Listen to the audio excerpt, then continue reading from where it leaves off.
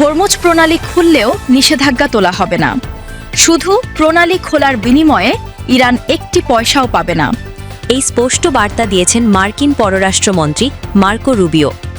মঙ্গলবার senate foreign relations কমিটির শুনানিতে তিনি বলেছেন, ইরানের সঙ্গে যা আলোচনা হচ্ছে তার সবটাই শর্তভিত্তিক। নিষেধাজ্ঞা শিথিল করতে হলে ইরানকে তার পারমাণবিক কর্মসূচি ত্যাগ করতে হবে। ইরান যুদ্ধ শুরুর পর কংগ্রেসে এটাই রুবিওর প্রথম প্রকাশ্য সাক্ষ্য। আজকের ভিডিওতে রুবিওর পুরো বক্তব্য, আলোচনার 2 ধাপের কৌশল, ইরানের পাল্টা অবস্থান, লেবাননে চলমান সংঘাত এবং এই যুদ্ধ কোথায় যাচ্ছে সবকিছু বিস্তারিত বলবো। প্রথমে বুঝে নেওয়া যাক হরমুজ প্রণালী কেন এত গুরুত্বপূর্ণ। ইরান পাল্টা পদক্ষেপ হিসেবে হরমুজ প্রণালী বন্ধ করে দিয়েছে, যেটি বিশ্ব বাণিজ্যের অন্যতম গুরুত্বপূর্ণ জলপথ। বিশ্বের প্রায় 20% তেল এই সংকীর্ণ জলপথ দিয়ে চলাচল করে। প্রণালী বন্ধ থাকায় বিশ্ব জ্বালানি বাজারে ব্যাপক সংকট দেখা দিয়েছে।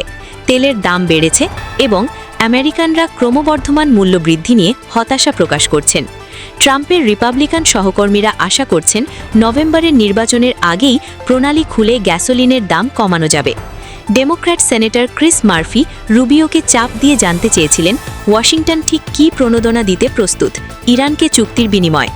মার্ফি সরাসরি প্রশ্ন করেন, শুধু প্রণালী খোলার বিনিময়ে কি নিষেধাজ্ঞা শিথিল হবে? রুবিও উত্তর দেন, না, সেটা আলোচনাতেই আসেনি। রুবিও কূটনৈতিক আলোচনাকে 2 ধাপে ভাগ করে বর্ণনা করেছেন।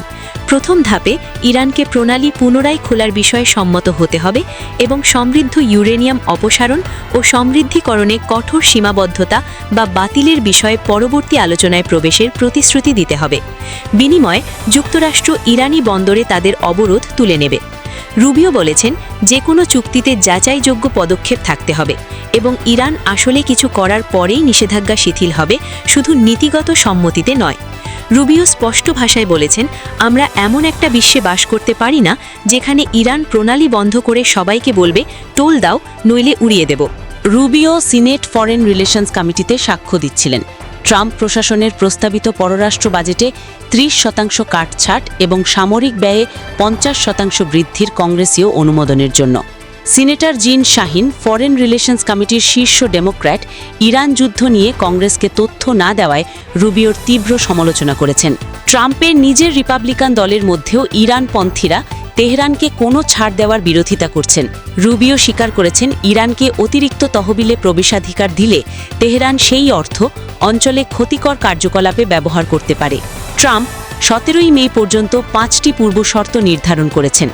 ইরানকে 400 কেজি সমৃদ্ধ ইউরেনিয়াম যুক্তরাষ্ট্রে হস্তান্তর, একটি মাত্র পারমাণবিক স্থাপনা চালু রাখা, যুদ্ধবিরতির সঙ্গে আলোচনা সংযুক্ত করা, ইরানের হিমায়িত সম্পদের কমপক্ষে 25% মুক্তি দিতে অস্বীকৃতি এবং ইরানের ক্ষতিপূরণের দাবি প্রত্যাখ্যান করা।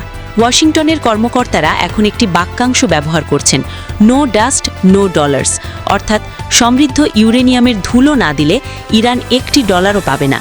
কিন্তু প্রাক্তন মার্কিন সহকারী পররাষ্ট্রমন্ত্রী মার্ক কিমিট বলেছেন, ইরানকে সব ইউরেনিয়াম সমৃদ্ধকরণ বন্ধ করতে বলা অবাস্তব এবং তেহরান 3.67% পর্যন্ত সমৃদ্ধকরণের অধিকার নিয়ে আলোচনায় দৃঢ় থাকবে, যেটা পারমাণবিক অপ্রসারণ চুক্তিতে অনুমোদিত।